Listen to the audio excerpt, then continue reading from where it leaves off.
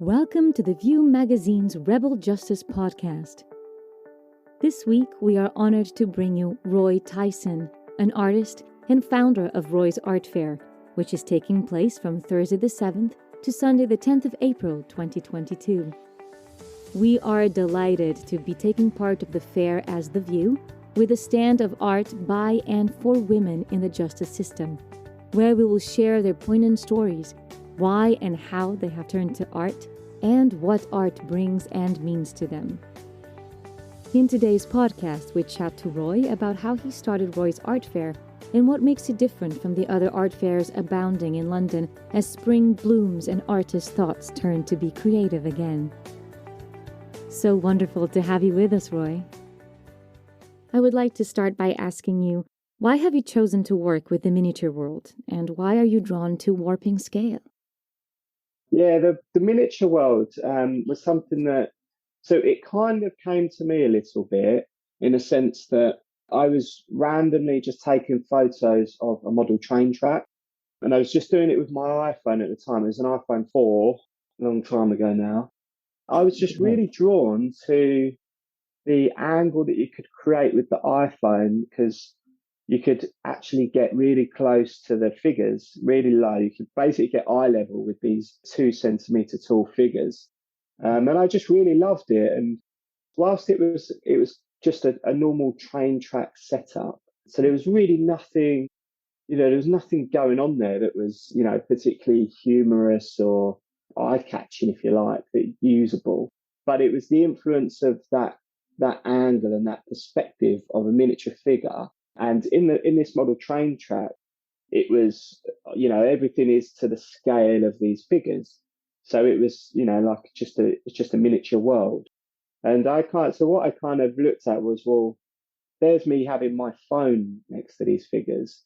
So I've got these little figures and I've got my, the real life objects, the phone. That to me was the intriguing bit. So I loved the sort of eye-line view that these figures have.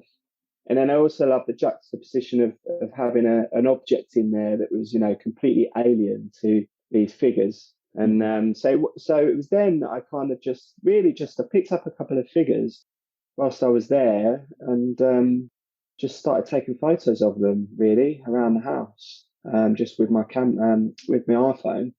And I just loved it. I just fell in love with it. I fell in love with the whole concept of putting these little figures in, strange little positions.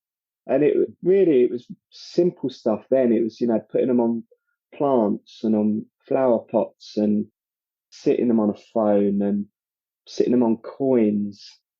And then, it just kind of, it escalated. I think once you sort of sometimes, and it happens to me all the time now, your eyes get opened to something that will then influence an idea. And, if you let your ideas run away rather than, stop it and move on, but if you give it a bit of time to develop and, you put your energy into it, then, develop into something bigger. And that's what happened. It just evolved. And then I showed people these pictures, friends and family. They loved it. They loved the images that I was creating.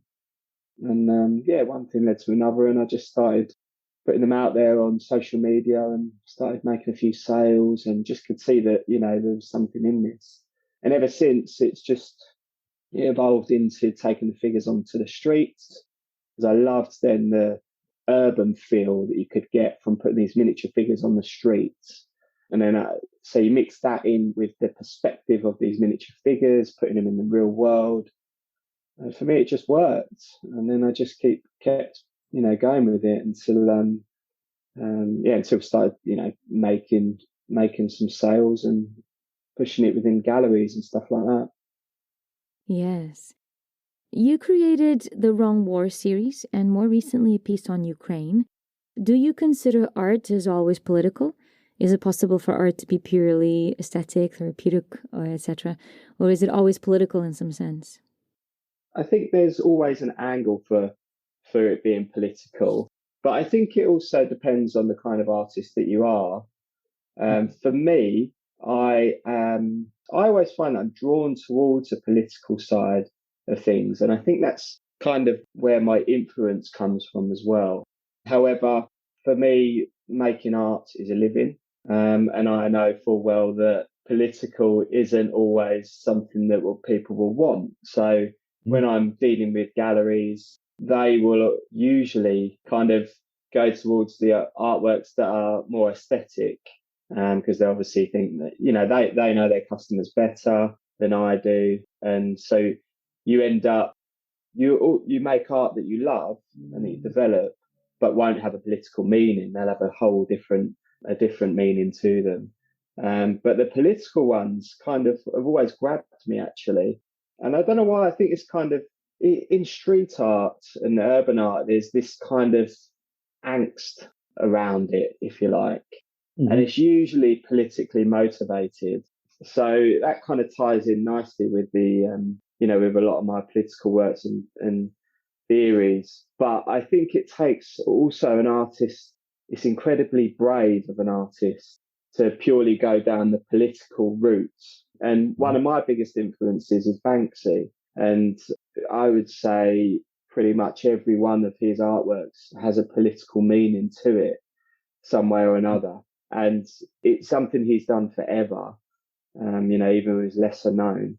I look at that and I think, wow, it's so brave to, you put your views out very early, no matter what the comeback is. But for me, it's not like that. For me, it's, things like the war in Ukraine is so hard hitting for everyone. And I think everyone can relate to it, that it's almost kind of, whilst it's political, supporting that, it's almost not, because it's so widely condemned. Whereas things like The Wrong War is just a kind of almost like a funny take on Banksy works, original Banksy works. It's kind of spinning it a little bit and almost sort of saying that bit's done, kind of move on. And where do you think your political influences come from? Maybe family or at college? No, I didn't go to college. I wouldn't say it's family. I'd say it's purely the art that you're. When I say art, I mean art both in the creative sense of 2D and 3D art, but also within music, film, the arts in general. I think that is the most influential in terms of political side of things. Clearly, things like the news, happenings of the world on a daily basis are obviously going to have an effect. There's things we take in constantly, whether it be through social media, watching TV, you're always going to get that. But I think you have to be very careful with the elements of a political angle that you take in and then put into your art. Also, the kind of political views that you take on from people, you have to make your own decision, obviously, on whose political views that you follow and believe, and then how you then, if it's something you believe in strongly, how you would portray that in art in the way that you want it to be told.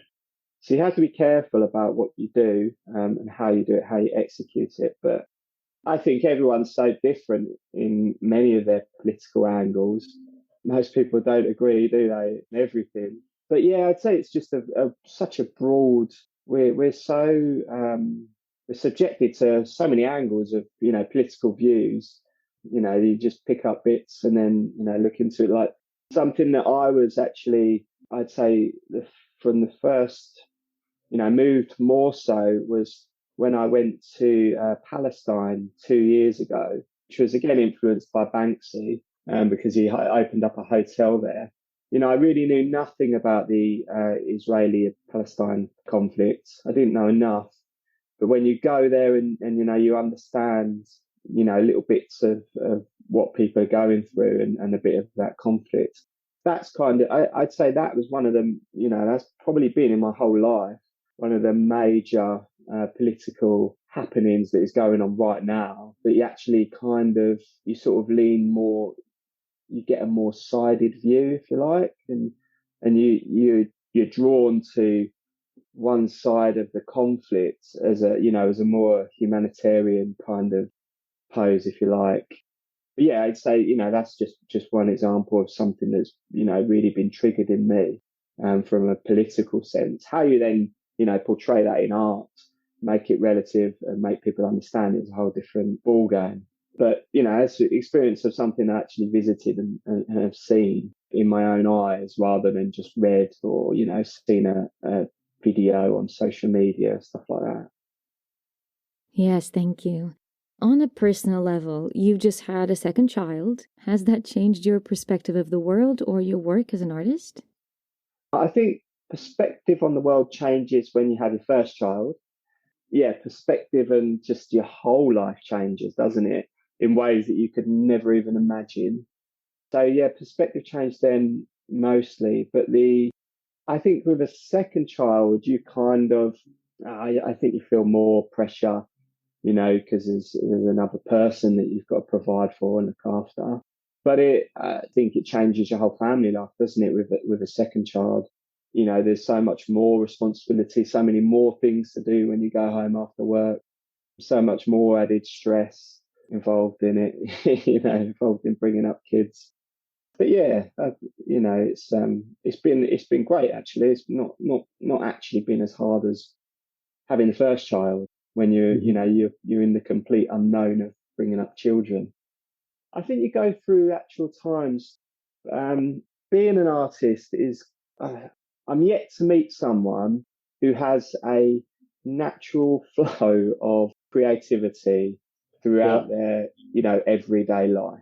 So I would say a second child coming along certainly throws everything up in the air, and for quite a while your mind is taken away from art, and then at the same time when you come back to it you find that you for me what I found was I had a little bit of time where I had about a month where I didn't put too much pressure on making art, and it was more about just settling in life as a four. But then I didn't really think of anything of making art. But then when you come back to it, you've given yourself actually a whole load of time where your head is clear. And then when you put yourself back into the art, things start happening. You start making, more ideas come. But then you'll do that for a period of, a couple of weeks or so. And then you'll just hit a brick wall. And usually a little break then, spurs on another inspirational time where you go and create loads. But yeah, a little bit of time taken out initially was great. But I'd say that my work has carried on pretty much the same as it was pre having a second child. However, I'm in a different position now with the kind of people I'm working with, where you're pushed to make bigger artworks, more artworks. So you're forced to your mind is engaged to keep developing, keep making more art, keep developing your ideas, and you have to now. With two children, I have to be very regimented with my time in creating, rather than well, yeah, I have a time when I'm expected to be home every day and help with dinner and all the other stuff that comes with children. But actually, those little breaks work. The little times away from studio work to sort of help you reset, and then when you get back into it, the ideas come a bit more freely. Oh, great. Now, how has your experience been of navigating the art world? And how did your idea of Roy's Art Fair come about? So the idea of Roy's Art Fair came about because of my experience within the art world. So when I first started, I started this in 2012, and before that, I was a pharmaceutical sales rep, and I'd just been made redundant, and I'd only just started taking the pictures of the figures. But because I was a little bit, I didn't know the art world that well then. I'd followed Banksy and I'd followed, one or two other street artists, but I wasn't privy to the kind of the pressure that artists, especially graduating artists, might feel within the art world. And so I wasn't scared of approaching anyone. I'd made some artworks, some prints of my photographs, and the way I saw it was I'll approach everyone. I'll show these to everyone. And if I don't like it, fine, we won't cry about it. We'll just show someone else until someone does like it. And I did that for about a month. I contacted every gallery in London, and I just didn't care really. I didn't care what they came back and said. And I approached 350 galleries, and I had two that came back to me and said, "Yep, we love it. Do you want to come in and have a chat?" Most of them were London. There's a lot of pop-ups. You get physical galleries, and you'll get just pop-up events that will do like 1, 2 shows a month in different spots all over London. But then you've got a few in Manchester, Bristol, Birmingham, Edinburgh, Brighton. So yeah, there's around 350 all in all. And yeah, as I say, two got in contact. One of them I ended up working with for the next 4 years and did fantastically well with. And the other one I worked with for the first couple of years. And then it kind of didn't work very well. Anyways, it's a bit of a strange mix in London sometimes with what you have with competing galleries. Anyway, but what it did do was it got me into a gallery straight away. And we started making sales. Before I knew it, I was having a solo show at the gallery and was being taken to art fairs. And it was when the galleries started taking me to art fairs that, well, I had been to art fairs before I was an artist, and to be honest, not really liked them. The gallery took me to the same art fair, and I did really well there with them. And all of a sudden, that art fair became the biggest opportunity for both of us every time it came around. So I then started exhibiting at art fairs myself as well as the galleries representing me at different art fairs. And I'm quite driven, and I'm quite an eyes open kind of person. I always look at what's going on, and I'm not afraid. And what I was doing these fairs, and all I was thinking was, I could do this. I could run this. I'm an artist. These fairs weren't being run by artists. They were quite cold. I just, really thought that I could add something to an art fair, being an artist. And at the time, I was still fairly new. This was only probably 2 years in to being an artist. So, I wasn't a really established artist, but I was doing it full time by then. And yeah, so a couple of years later on, I went traveling with my wife, just the two of us for a year. And I took all of my figures, all of my artwork with me. So every country we went to, I was making art.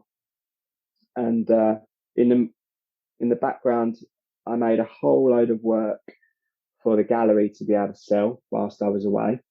So they would still be able to represent me whilst I was away, and I would be able to make new images whilst I was traveling. And during that year, I just decided that when we do go back, I will either open a art fair or open an art gallery, one of the two. And I was drawn to the art fairs because I loved seeing the other artists in the same place. And there's such a community buzz around a load of artists in a room.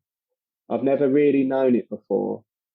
Considering you're putting people in the same room that essentially they would never see it like this, but they're essentially competing with each other because, they're selling a piece of art next to one another. But it's the only place I've known where there is no competition, even though, that underlining, they want to make sales, they want to be in touch with the galleries.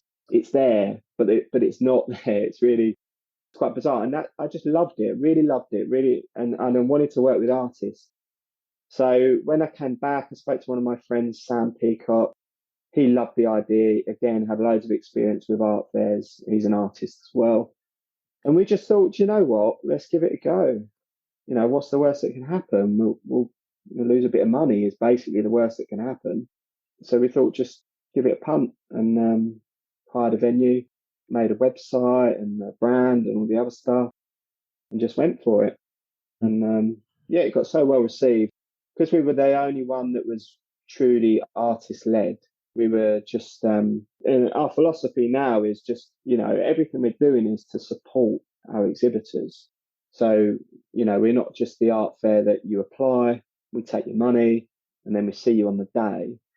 We like to provide, absolutely loads of support for all these artists, exhibitors. And it's coming from, people that have experienced the same thing. We've had the same nerves of rocking up to an art fair to set up your stand. We've had the same feeling of,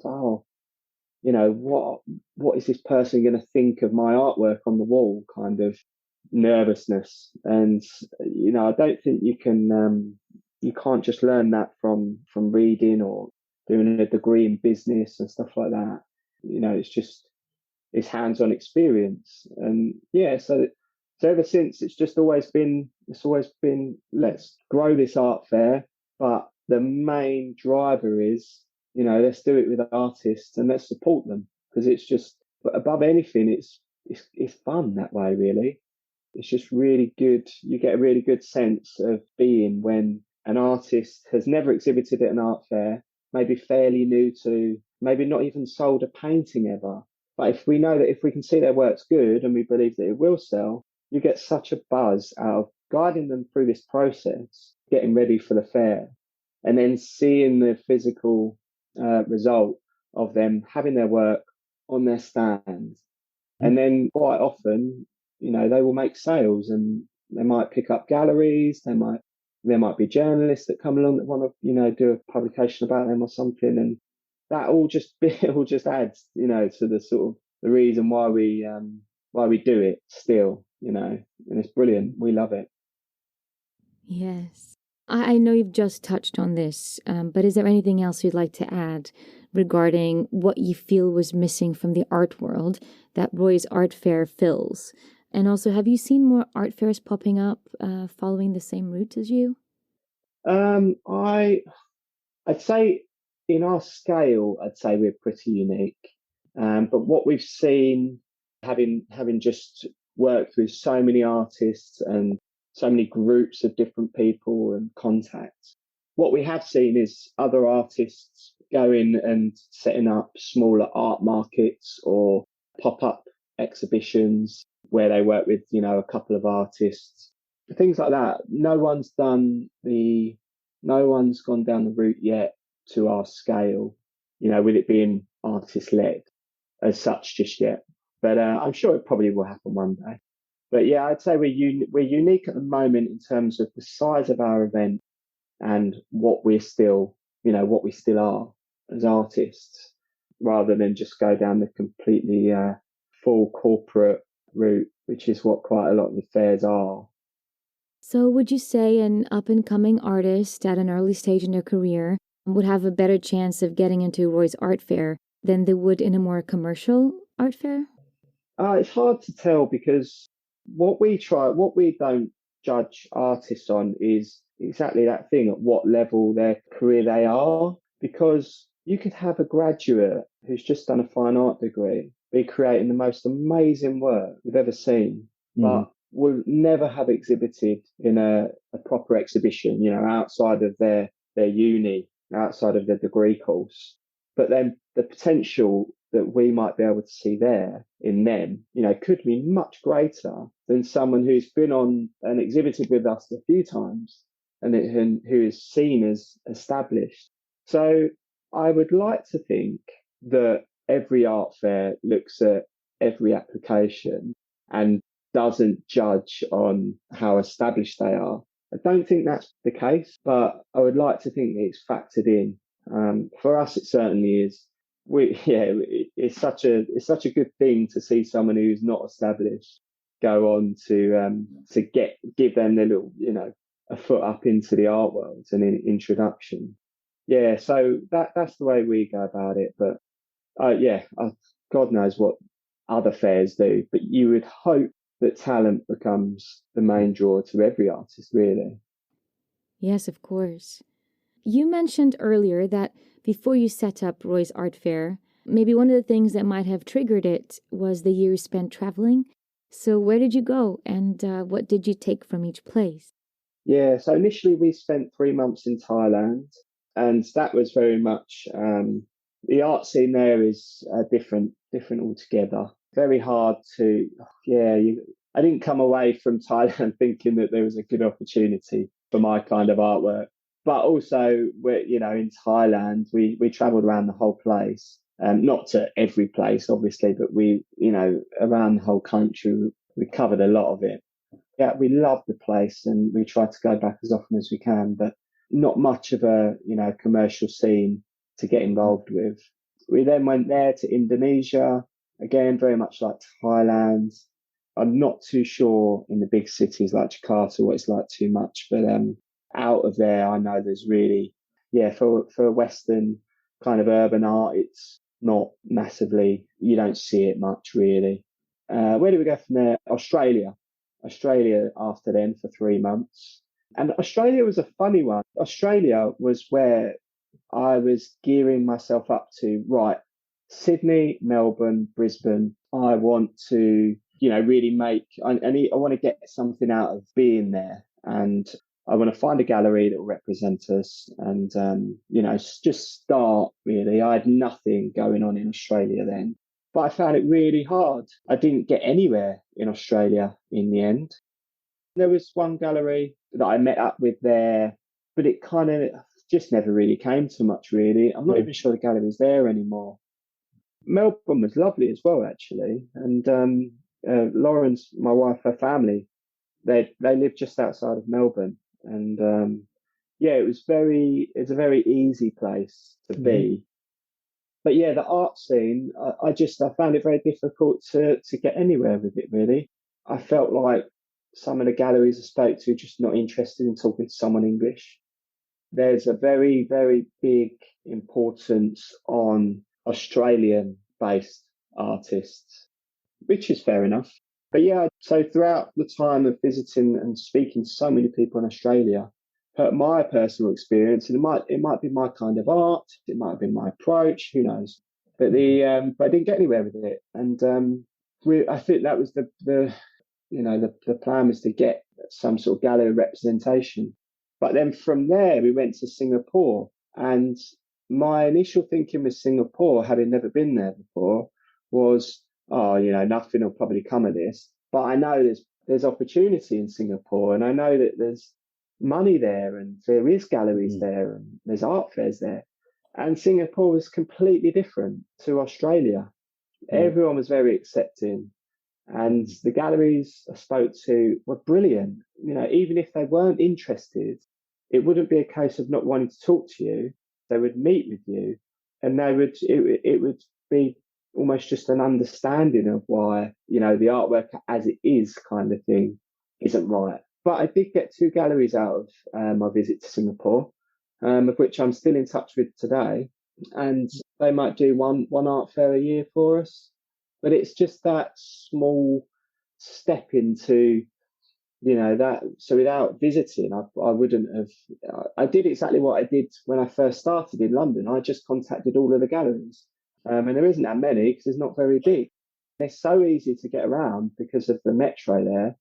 People were fantastic, and there's potential there in future if I really pushed it. There's potential for art fairs there with the contacts that I've made from my visit there. Yeah, so that was brilliant. And then we went to Dubai after there again, see what the art scene's like. Fairly new art scene in Dubai, not as established as the likes of Australia and Singapore, but also brilliant. In a similar way to Singapore, it's very open minded. I didn't ever feel like there was a door shut. Everyone was happy to talk. I haven't got anything out there, but the contacts that I made, it's another place that I could potentially do an art fair from the people that I've met and the little bit of research I did there. I've got a couple of venues that could quite easily be art fair venues and I could hire. It's a big, big step, and there's a lot more hurdles in the way than setting up an art fair in London. But it's opened the door and as potential. Yeah, so from Dubai, we then just went around Europe a little bit of Germany, France, Italy. That was it, I think. it was the best year that we could have ever hoped for. Yes, it sounds amazing. Now, how do you feel about your commercial commissions? How has that changed the way you do art, your artistic agency? Oh, so commercial commissions were absolutely fantastic. In all honesty, the best thing about a commercial commission is that they will contact you, tell you, what their brief is, and every time it will always push you outside of your comfort zone. So the one I did one in autumn last year, and it was for a startup company they created these machines where you could recycle your old tech. So you basically sold your old phone to them, kind of thing. And then you go along to this machine, you put it in the machine, and then it sends you money straight to your bank account. But what it did was, so they came to me and they said, right, we want 4 images, and these are the 4 completely different briefs, because every image had to be different in their own unique way. And every one of them was like, blimey, I've never done anything like that before. I've never thought down that route. And if I had thought of it, I'd never actually acted on it. So they just, every time a commission comes up and they tell you what they want, it's like, okay, I've got to figure out how to make it. But yeah, and it just opens your eyes up. And then once you've had that influence on you, can then see where that can be used in your own work to be able to create commercial artworks to be able to sell directly yourself within the galleries and stuff like that. So yeah, they're great, and they're good for a portfolio. They're good for everything. It's a fantastic thing to promote and say you've worked with. So, how involved would the company be in the process of creation? So the way it always works is they'll contact you and they'll have a brief. So you'll get all of those details, and it will roughly say we're looking for. So the Gillette one I did a while ago, they would say we're roughly looking to create some miniature pirates. And right, okay. As an artist, I then create my own vision in my head of what I'm thinking, and you try to relay that. And what marketing agencies don't want to do is they don't want to jump on you in the initial and say, this is exactly what we want. What they'll say is, this is a brief. What can you come up with? So you'll come up with some ideas, blah, blah, blah. I'll draw this pirate out, how I think it should be dressed and how I'm going to create it. Their vision, completely different. Oh, no. We was thinking more like this. They can't afford for you to just run away with your ideas and create everything that you want to do. So you'll end up going backwards and forwards until you get nearer to what they initially visualized without actually instructing you what they wanted.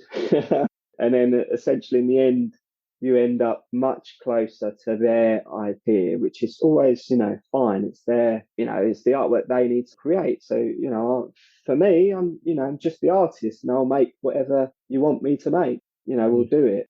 There's never a boundary. It's never no, we can't do that, or we can literally make anything. But it's always the start of it is tiptoe, and then you get to a point where it's like, come on now, just give us your exact vision, and I'll make it, and that's the way it always ends up.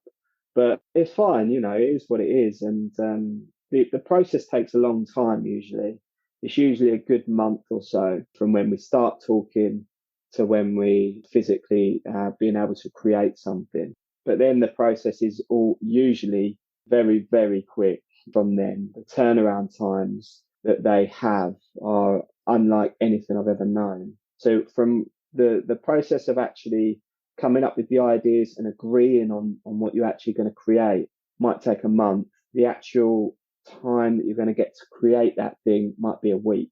So all of a sudden you factor it all into, whatever you quote them and all that sort of stuff. But in general, it always comes out that I end up making something that I have never thought of, but that could probably be used going forward, whether it's just as an artwork to promote on social media, or, something that could influence more artwork going forward. Yeah, that sounds great. Finally, I just wanted to ask you, what do you hope to achieve from this year's art fair? Oh, achievements from this art fair. Well, it's because it's been so strange with the last couple of years with COVID. We had 4 events cancelled during that time because of the different times that lockdowns came in. So when we thought we were going to get up on our feet, another restriction would come in that would meant we'd have to cancel. So because of all those setbacks, we what I'm essentially hoping to achieve this time is basically to get back to where we were in 2019, which was in 2019 we had an art fair at the Truman Brewery. It was our best fair we'd ever had, with the most sales that we'd made, most people through the door, all those kind of things, and it was really picking up. We were going. So in 2019 we had 2 shows in 2019. So the biggest one being in the October. We were thinking, right, next year we're going to have 4 shows. We'll do 3 in London, and let's look for one out of London, which was going to be Manchester. So we'd found a venue already. We had our 3 London venues. And then obviously everything happened with COVID, and it just completely took all of that away. So last year we were able to have 2 events, which basically just got us back on our feet. With this event, what we hope to achieve is to see visitors through the door. the numbers through the door that we had in 2019, also alongside the sales that we made in 2019, or if not more, on both. That would be our biggest achievement. And then that then gives us a platform to grow for next year. Well, no, not next year, really. It's we're going to have another one in October this year. And then once we get this year done, next year will all be about getting back to Manchester and getting that up and running again, and having another one in London. So we can do 3 in London, 1 in Manchester. But it all pivots on, every one of these fairs. And as we come out of COVID, even more so, and it feels even more behind us, it just helps. It helps with everyone's feeling. We still get artists, exhibitors that are very conscious that COVID is a big thing, and they need to know that there's good ventilation near their stand and things like that. And we still have to have, marginal reminders within everything we do that COVID is still here. We still want to make sure everyone is safe enough. But obviously, during the COVID times, we had 2-meter rules and all those sort of things, which meant we couldn't have venues at capacity. So this time it's getting people through the door, getting our artists in front of visitors, gallerists, curators, or, the whole industry, and developing the opportunities for them again that, we were doing so well at, before all of this happened. And yeah, it's just another big stepping stone into growing it again and seeing where it goes. Well, thank you so much, Roy, for your time and for the fascinating talk. It was wonderful to hear about your experiences as a father, as an artist, and how art can really change the world. Thank you so much to our listeners. Please come find us at Roy's Art Fair. It will be at the Truman Brewery between Thursday the 7th and Sunday 10th of April. The opening times may vary, but it starts every day at 5 p.m. We look forward to see you down there and share the incredible art being made by women in the justice system to help them rebuild better futures and also financial stability. Thank you for listening.